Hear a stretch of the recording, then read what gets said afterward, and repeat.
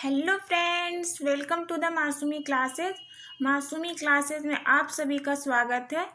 आज मैं कुछ क्वेश्चन लेकर आई हूँ। टॉपिक जो हमारा हिंदी पेडागोजी से इम्पोर्टेंट प्रश्न है जो हमारे एग्जाम में पूछे जा चुके हैं और आएंगे भी, इसलिए आप इस टॉपिक से क्वेश्चन जो भी आए हैं आप उसे याद करें और प्रैक्टिस करें। तो चलिए हम चलते हैं टॉपिक पे, कुछ को प्रश्न पे। आप उस प्रश्न को सॉल्व करने से पहले, आप इस टॉपिक को शुरू करने से पहले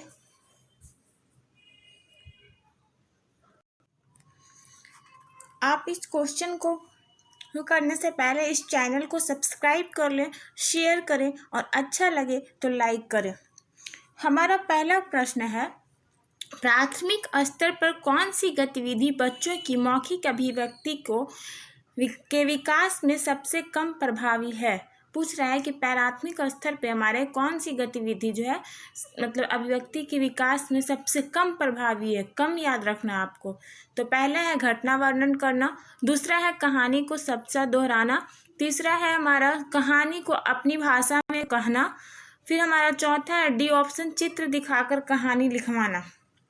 तो देखिए सारे में तो मतलब कि हमारी अभिव्यक्ति विकास होगी, लेकिन सबसे कम पूछी है तो हमारे शब्दशः दोहराना जो है वो हमारी सबसे कम अभिव्यक्ति की बात है इसमें। तो आप आंसर टिक कर लें बी।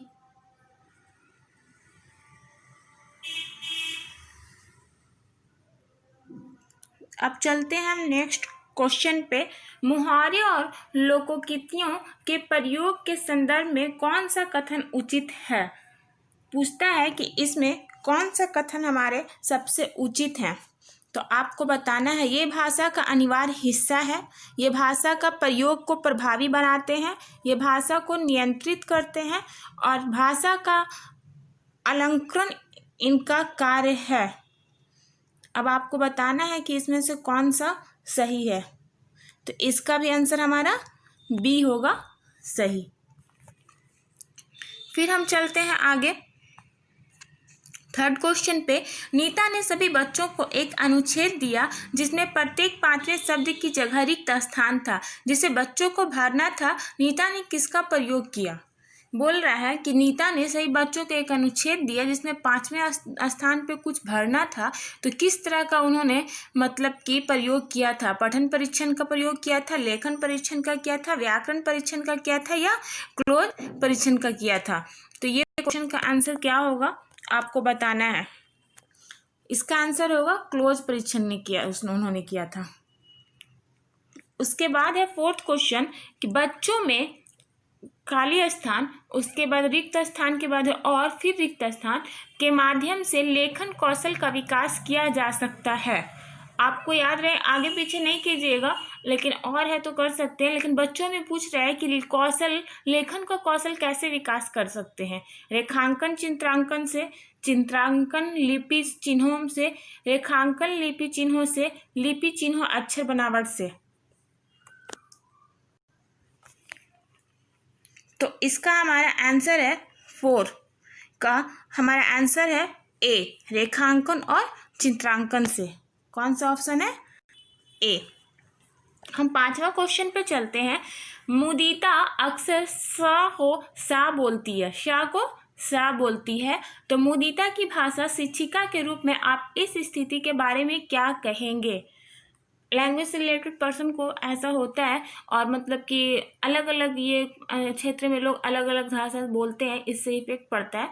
तो इसका ऑप्शन में क्या होगा। भाषा त्रुटि का होना, क्षेत्रीय भाषा का प्रभाव, भाषागत ज्ञान का अभाव या भाषा प्रयोग में लापरवाही। आप बताइए इसका आंसर क्या होगा। तो इसका आंसर होगा कि क्षेत्रीय भाषा का प्रभाव। फिर है उसके बाद हमारा छठा प्रश्न जो है हमारा, उसमें है निम्नलिखित में से कौन सा प्रश्न बच्चों की भाषा क्षमता के विकास में सर्वाधिक सहायक है।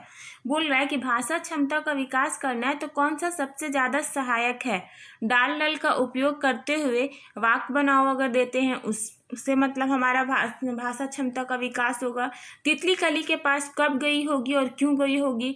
तब इससे होगा। तितली और कली ने क्या खेल खेला? तुम्हारी मनपसंद किताब कौन सी है? इसका आंसर कौन सा होगा? सबसे सर्वाधिक सहायक। सहायक तो सब हो सकते हैं, लेकिन सर्वाधिक सहायक बोला है। तो आपको पता होना चाहिए कि बच्चे सबसे ज़्यादा एक्टिव कहाँ रहेंगे जब कोई क्वेश्चन हो, कब, क्यों, कैसे। तो इसका आंसर हमारा बी होगा। अब चलते हैं हम नेक्स्ट प्रश्न पे। क्वेश्चन नंबर 7 हमारा है, सामाजिक अंतःक्रिया की अवधारणा रिक्त स्थान से संबंधित है। पूछ रहा है सामाजिक अंतःक्रिया की जो अवधारणा है किन्होंने दी थी, किसने दी थी? यह पढ़ाया हुआ भी होगा, आप लोगों ने पढ़ा भी होगा इसे। सामाजिक जो जहाँ भी सोशल कंस्ट्रक्टिविस्ट, जहाँ भी सोसाइटी या सोशल की बात आती है तो आपको याद होना चाहिए कि हमारे वाइगोट्स्की की याद आ जानी चाहिए आप लोग की।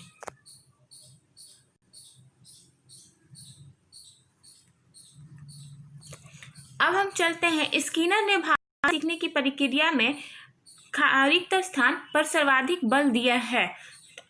अंतःक्रिया या फिर अनुकरण पे, या भाषा अर्जन क्षमता पे, या सृजनात्मकता पे। पूछ रहा है कि स्किनर ने किस पे ज्यादा बल दिया है? अंतःक्रिया पे, भाषा अर्जन क्षमता पे, किस पर? तो इसका हमारा आंसर है बी। मतलब कि स्किनर ने सबसे ज्यादा ध्यान किस पे दिया था, बल किस पे दिया था? अनुकरण पे। उसके बाद आगे है 9, बच्चों की भाषाई क्षमताओं के आकलन के लिए खाली स्थान, रिक्त स्थान सर्वाधिक सहायक है। बच्चों की भाषाई क्षमताओं को आकलन के लिए कौन सा सबसे ज़्यादा सहायक है? तो बच्चों की परस्पर अनौपचारिक बातचीत, बच्चों की कक्षा में औपचारिक बातचीत, बच्चों और शिक्षक की परस्पर औपचारिक बातचीत, या बच्चों का शिक्षक द्वारा प्रदत्त अभ्यास कार्य करना। बच्चे तो एक्टिव हैं, लेकिन इसमें सबसे ज़्यादा बच्चे कहाँ पे एक्टिव हैं ये देखकर आपको हमेशा पेडागोजी में आंसर करना चाहिए। तो इसमें इसका आंसर है ए, बच्चों की परस्पर अनौपचारिक बातचीत। मतलब बच्चे जो हैं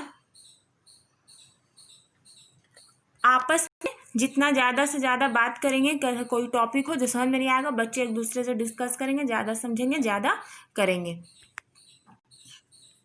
इसके बाद हमारा 10th और लास्ट क्वेश्चन है, कौन सा प्रश्न कक्षा में बहुभाषिकता को पोषित करता है? तो ए ऑप्शन है एक अच्छी लगने वाली महक को क्या कहेंगे, बी ऑप्शन है बुरी लगने वाली महक को क्या कहेंगे, सी ऑप्शन है तुम्हारे घर में किस किस की महक आती है, डी ऑप्शन है हमारा फूलों के नाम अपनी भाषा में लिखो। तो कौन सा प्रश्न कक्षा में बहुभाषिकता को पोषित करती है? मतलब मल्टीलिंगुअलिज्म का बात किया गया है यहाँ पे आपको, तो आप इसे ध्यान से दें और आंसर करें। तो मतलब कि आप इसमें हो सकता है मल्टीलिंगुअलिज्म तब आएगा आपको कि फूलों के नाम अपनी भाषा में लिखो। मतलब डी, हर क्षेत्र से बच्चा, हर स्टेट से होगा, अलग अलग भाषा में लिखेगा, अपनी अपनी लैंग्वेज में लिखेगा। तो इसका आंसर हमारा डी होगा। आज के लिए मुझे इतना ही, और आप लोग इसी तरह से चैनल पर नए हैं तो आप चैनल को सब्सक्राइब कर लें और शेयर करें, और अच्छा लगा वीडियो तो लाइक करें और मेरे चैनल पे बने रहें। तब तक